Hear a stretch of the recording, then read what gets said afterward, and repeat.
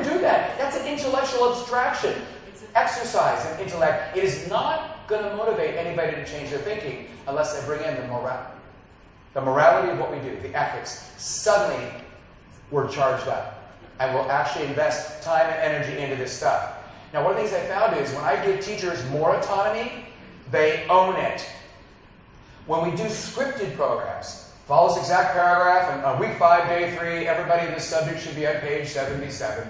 Or when you do this thing, there must be fidelity to the textbook program, whatever, that kind of thing. They don't take responsibility when the lesson fails to teach. But when I give them autonomy, they will own it. Accountability is a friendly word. It's not a 4-letter word, literally or figuratively. The Yale School of Business, of Business and Management, their definition of accountability is you enter into a mutually benefiting relationship with the other person. You're looking out for my success, I'm looking out for yours. That's very different than, I'm going to get you and your little dog Toto too. In other words, I'm going to get them so they shape up. So think about the things that we used to do and put in place and kind of do this. What were we thinking by imposing this kind of thought? Can you guys read the slides from way back in the corner? Good. I'll let you take a moment, just read through these.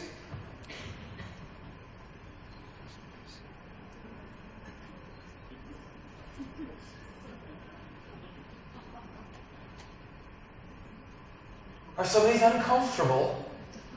I'm trying to be a provocateur, not just validator. Think about that one. The one that says students can't do review of final exams. Of course they can review final exams. The only reason final exams, final projects, final papers can't be redone is because somebody set the policy, not because it was pedagogically supported. So those schools who say, no, you get one shot at your final exam, that'll teach you responsibility, know not what they do. And you have to decide whether you trust me as credible purveyor, conduit of the rest of the profession. But that's actually true.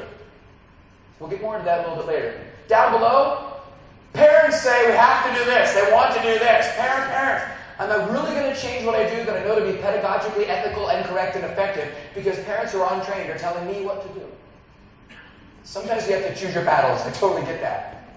But can you do the wise and wonderful thing in the microcosm of your school and then translate it to the larger parent community just so you can keep your job? Yeah, we can do that. Wait, there's more.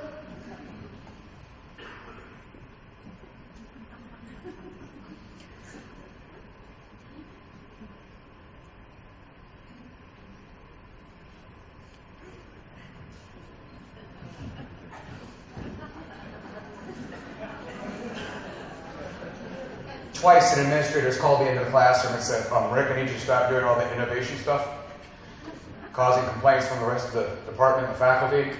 Parents are saying they want, parents and children, when the kids are in other classes, are asking those teachers to do the same thing you were doing. Word is spreading through the community. It's causing such a political hot potato here. I'd like you to stop doing that. Where are my test scores? Are they in the basement or are they near the top? No, they're among the highest in the building, even among struggling children. Outside verification, dude. Is anything I'm doing pedagogically correct? Are the kids enjoying the class? Yes, we have a problem. The guidance department is saying everybody wants to be in your class. We can't fit them all in. Would you like to take 52 per class period? No. So let me get this straight. You want me to stop doing something you find creative and effective because it's bruising the ego of other people? Am I over telling them what to do? No, you're actually very quiet. I wish you'd speak up more. Good, okay. So I'm not trying to force this on anybody. You're doing really well because you want to massage the ego of others you want to protect.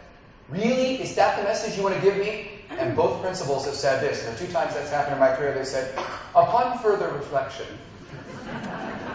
do your thing, I'll run interference. That's why I get the big money. That was a joke, that part. This is mindset. So about 4 or 5 years ago, NCT, National Council of Teachers of English, said 68% of all children, K-12, do note cards, just to satisfy the teacher's need to see a note card, not because it served a research purpose. So the researchers closed a little study with this. Hey, teachers, leave those kids alone! You're just another brick in the wall. They said, basically, get over yourself. Oh, I have to get over myself. I get it. What does that mean? Oh, homework. If you give a lot of homework, oh yeah, you're a good teacher. Don't give any homework, you're a bad teacher. No, that's not true. But here's the thing I want you to recognize. We've entered a 24/7 cycle of personal technology. Kids are doing classwork homework during lunch, after sports practices, late at night. They go home and they go to bed and they get up at 2 o'clock and they're actually doing PowerPoint with each other until 4 o'clock. Then they go to bed and they get up again.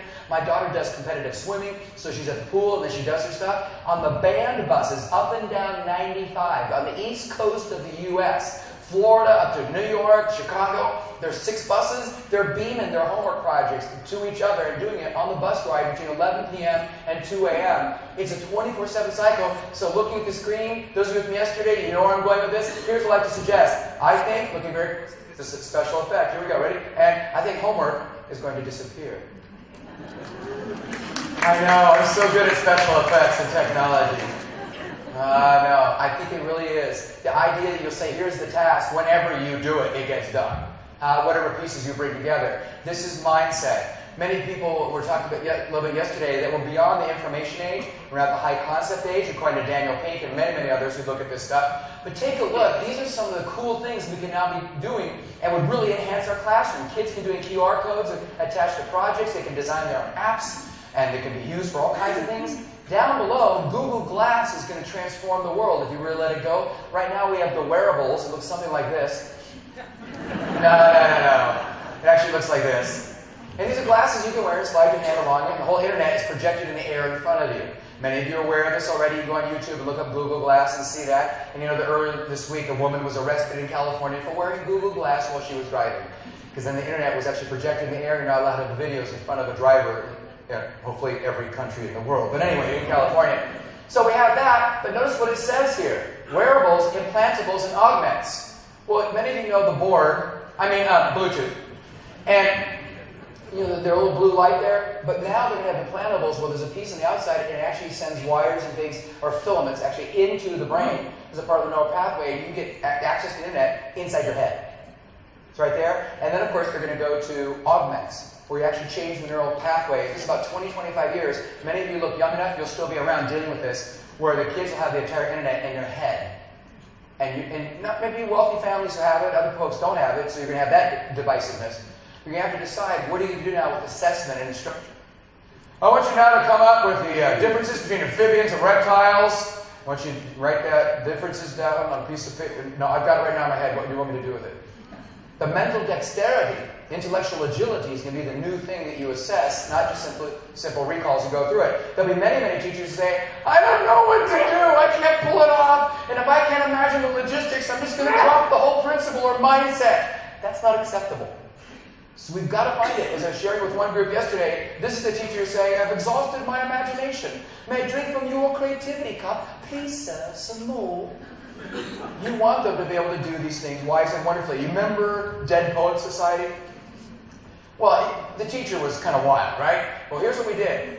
We did a survey, and I say we collectively, the profession did this, I did not. But the profession did a survey of the top 10 most common characteristics among the state teachers of the year, the ones that won that exemplary status. And the number one thing they found in common, they're all known as rule breakers. They did not put children of the school in jeopardy, but if the school said, this is our process, like you can't get that supply for 5 weeks because of the requisition program, they found a way to get it in two days. Some teachers said, no, you can't take children out for an outdoor education ropes course experience for a whole week because it's too much time away from my subject. In preparation, I've got to get them ready for X exam or whatever it was. They found a way to change the master schedule so that teacher would get extra time with the students or to integrate her subject and his subject out in the field, in the outdoor education program. They found a way to kind of beat the system. It kind of affirms an awkward truth. In order to live up to a school's mission, we sometimes have to part ways with its protocols. And that's actually a good thing from time to time. Do we cultivate that? We tend to sit around in our schools and develop our own echo chamber, right? We listen to each other. I say, oh, you come from another country or another state or at least 50 clicks away. You must be an expert. Well, yeah, that's true. We've got a lot of places like that. But here's the thing. There are some people, some things in our lives that help us achieve escape velocity from our echo chambers. You know them. The icons of our world. Matt Groening and The Simpsons was iconic and escapist and wildly satirical, way out there back in the 80s when it first started. Fred Rogers was a radical. Mr. Rogers in the 1960s. He was not in the 1960s radical way, but he had the same modulated voice wherever he went. He went to many, many, many, many television studios. There weren't that many back then, but he went geographically all over and said, I have an idea for a show. I will walk in each day, take off my outdoor clothing, put on my indoor. Then I will sit and tell them some stories, might even visit a factory and see how crayons are made. Then we will go to Fantasyland, where I will sit next to a train tunnel. A little trolley will go through. To the other side will be fake-looking puppets, me saying, hello! And then when we're done with fantasy, we will come back to reality, because children ages 1 to 5, which is a target audience, can't separate fantasy from reality. And when Video Magic became available, Barney, and so many other shows, he still decided not to do that because they can't separate. And development is right, and the research caught up with him. Finally, a television studio in Pittsburgh said, okay, we'll try it. And of course, the rest is legacy and brilliant. Ray Bradbury got us out of our, he helped us achieve escape velocity. These are the people that help us achieve escape velocity. Who's that? Rachel Carson. Yeah. Frederick Douglass. Marie Curie. Jacques Cousteau. These are brilliant people. Sonia Sotomayor. Who help us think in different ways. Leonardo. This lady. Something about a wizard. Oh yeah. These are the people we can actually bring to bear. Even this guy. Amy, Rory, please report to the TARDIS. Even that guy, although he's kind of lost. That guy, and yeah, even that guy.